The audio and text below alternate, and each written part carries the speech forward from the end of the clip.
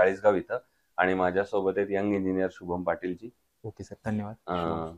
तर त्यांच्याबद्दल सांगायचं म्हणजे त्यांनी नुकतेच या क्षेत्रामध्ये जरी सुरुवात केली असली तरी सुद्धा रेसिडेन्शियल, कमर्शियल, गव्हर्नमेंट अशा वेगवेगळ्या प्लॅटफॉर्मवर ते काम करतात, आणि त्यामुळे त्यांचा या क्षेत्रातला अनुभव वेगवेगळ्या प्रकारचा आहे. त्यामुळे थेट आपण त्यांच्याशी बिल्ड आयकॉन या प्लॅटफॉर्मवर गप्पांना सुरुवात करूया. सगळ्यात आधी मला विचारायचं ते म्हणजे तुमच्या थोड्या शैक्षणिक पार्श्वभूमीबद्दल, की शाळा कुठली होती, कॉलेज कुठलं होतं, आणि सगळ्यात महत्वाचं सिव्हिल इंजिनिअरिंग या फील्डमध्ये येण्यामागची इन्स्पिरेशन कोण होतं?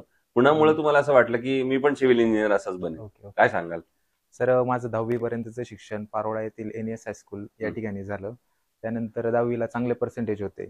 तर मग त्यानंतर मी सिव्हिल करण्याचा असा दृष्टिकोन होता की माझा एक मित्र आहे हर्षल म्हणून, म्हणजे तो माझा एक गॉडफादर टाईपच आहे, हर्षल सोनवणे म्हणून. त्यांनी मला मार्गदर्शन केलं. ते बोलले की सिव्हिल फील्डमध्ये जर जॉब, त्याच्यानंतर जर स्वतः केलं, आपण जर स्वतः एफर्ट्स घेतले किंवा गव्हर्नमेंटमध्ये ट्राय केलं तर बेस्ट ऑपॉर्च्युनिटी आहे. तर सिव्हिल घे. मग मी गव्हर्नमेंट पॉलिटेक्निक धुळे या ठिकाणी डिप्लोमाला माझा नंबर लागला, आणि मी first year, second year, third year diploma government polytechnic मधून केले. त्यानंतर लास्ट इयरला असताना लार्सन अँड टर्बोचं तिथे हे झालं सर, कॅम्पस झाला. कॅम्पसमध्ये माझं सिलेक्शन झालं. त्यानंतर मी LNT ला 1.5 वर्ष जॉब केला. 6 महिने मी तिरुवनंतपुरमला होतो. त्यानंतर 1 वर्ष मी पुरंदरला होतो, पुण्यात. त्याच्यानंतर विचार केला की जॉब करून काही फ्युचर ग्रो होणार नाही, आपल्या जे लिमिटेशन तेवढ्याच राहून जातील. त्यानंतर मग मी पर्सनल आपलं स्वतः याच्यामध्ये व्यवसायात उतरण्याचा निर्णय घेतला. तर निर्णय घेतला त्यानंतर पहिल्यांदा मी चाळीसगाव मध्ये आलो. इथे थोडीफार ओळख केली. इथे 2-3 कन्सल्टिंग केल्यानंतर मी विथ मटेरियल कामं घेण्यास सुरुवात केली. असे बरेचसे 2-3 कामं केले. पण मग माझं गाव इथून चाळीसगाव पासून 25 किलोमीटर होतं, पण तिकडे पण एक जवळ भडगाव तालुका म्हणून चांगली सिटी. तर मी भडगावला शिफ्ट होण्याचा निर्णय घेतला. भडगावला गेल्यानंतर मला चांगला रिस्पॉन्स मिळाला. भडगावचं सगळ्यात मोठं hospital Anjali ICU and multi speciality health care centre, first project माझा तो झाला. आज भडगावमध्ये सगळ्यात मोठा प्रोजेक्ट तो, हॉस्पिटॅलिटीमध्ये सगळ्यात मोठा प्रोजेक्ट. त्याच्यानंतर सर आपण हळूहळू मी माझं पर्सनल ऑफिस ओपन केलं. ऑफिस ओपन केल्यानंतर स्वतः काम चालू केले. आता बऱ्यापैकी 15 काम आपल्याजवळ सोबत आहेत. त्या पद्धतीने काम व्यवस्थित चालू आहे. आणि विषय आयकॉनचा, आता ओव्हरऑल जेवढ्याही साईट्स आहेत सगळ्या साईटवर आयकॉन फर्स्ट प्रेफरन्सनेच आयकॉनच यूज करतोय. कुठल्याही साईटवर व्हिजिट केली तर प्रत्येक साईटवर आयकॉन स्टील आहे. वा, म्हणजे तुम्ही खरे आयकॉन आहेत आमच्या, असं म्हणायला हरकत नाही. नक्कीच. आता आपण यातल्या काही पुढच्या प्रश्नांकडे येऊया. तुम्ही फार महत्वाचं माहिती त्याच्यातनं दिली, आणि सगळ्यात महत्वाचा मला आनंद झाला म्हणजे तुम्ही तुमच्या गावामध्ये हॉस्पिटलचाच पहिला प्रोजेक्ट मिळाला. जी कुठल्याही गावासाठी एक बेसिक रिक्वायरमेंट असते, तो तुम्ही प्रोजेक्टवर काम केलेला आहे. दुसरं तुम्ही बघितलं असेल की तुम्ही ग्रामीण भागामध्ये इथे काम करता, तर या क्षेत्रामध्ये अकुशल कामगारांचं प्रमाण फार मोठं आहे. आणि अशा अकुशल कामगारांबरोबर काम करताना बऱ्याचदा धोके सुद्धा संभवतात, कधी चुकाही होऊ शकतात.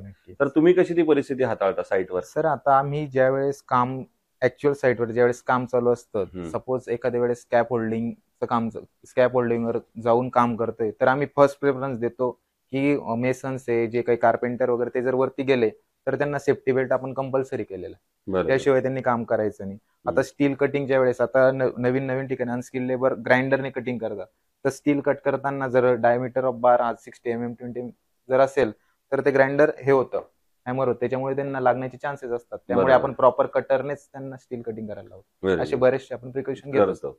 दुसरं, रेसिडेन्शियल मध्ये काम करताना तुम्ही एक बघितलं असेल की कस्टमरचं काय म्हणणं असतं की माझं बजेट थोडं कमी आहे, एवढ्याच बजेटमध्ये आता आम्हाला करून द्या. तर मग तुम्ही क्वालिटी आणि बजेट या दोन्हीचा समतोल कसा राखता?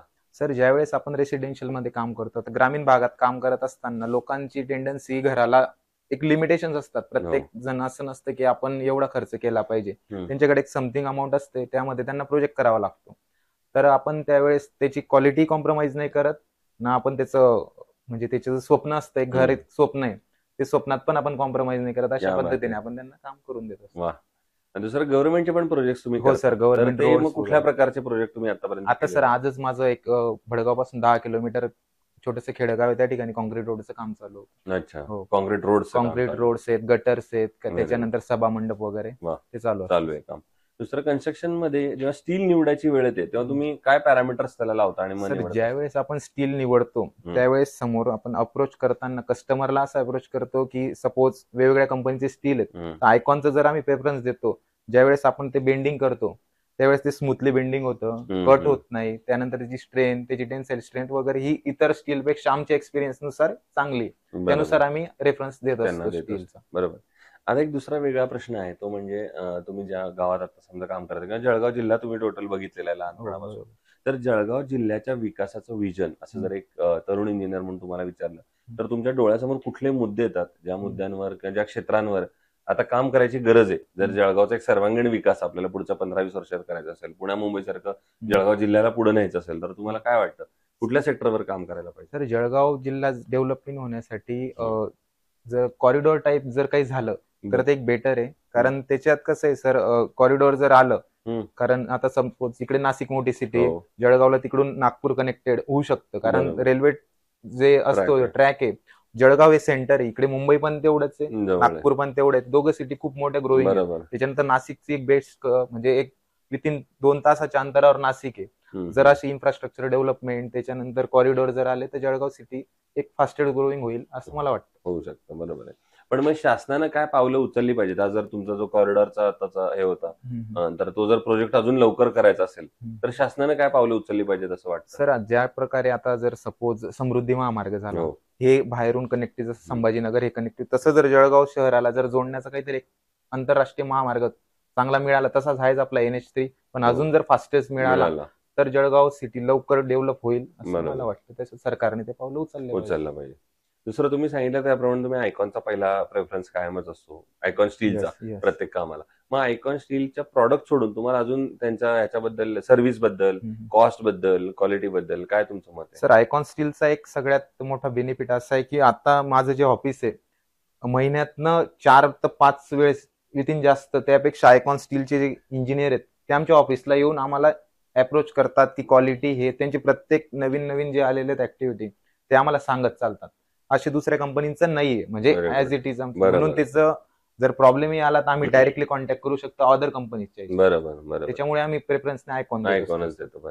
आणि आता अगदी शेवटचा प्रश्न, ते म्हणजे या क्षेत्रात जे आता तरुण इंजिनियर्स येत आहेत, तुमच्यासारखे मित्र येत असतील, तुमचे ज्युनियर्स येत असतील, त्यांना तुम्ही काय सल्ला द्याल या क्षेत्रात येण्यापूर्वी?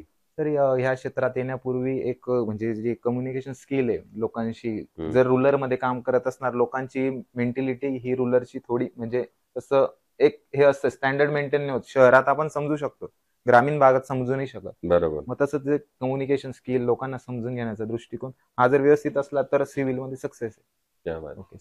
सो ते इंजिनियर शुभम पाटील जी, आणि त्यांनी सांगितलं त्याप्रमाणे या क्षेत्रामध्ये कम्युनिकेशन फार महत्वाचं आहे, कारण तुम्हाला सतत कस्टमरशी बोलायचंय, सगळ्या सप्लायरशी बोलायचंय, लेबरशी बोलायचंय.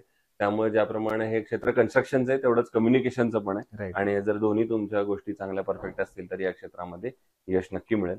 पुन्हा एकदा आपल्या मनापासून आभार. धन्यवाद. आणि भविष्यात सुद्धा असेच उत्तम आयकॉनिक प्रोजेक्ट तुमच्या हातून घडावेत. ग्रामीण भागातल्या लोकांची सेवा जी गव्हर्नमेंट प्रोजेक्टच्या माध्यमातून तुमची चालू आहे, ती पण अशीच घडावी. गावात अनेक विकास कामांचा प्रोजेक्ट तुमच्या हातनं घडावेत, याच आयकॉन स्टील तर्फे मनपूर्वक शुभेच्छा. Thank you very much.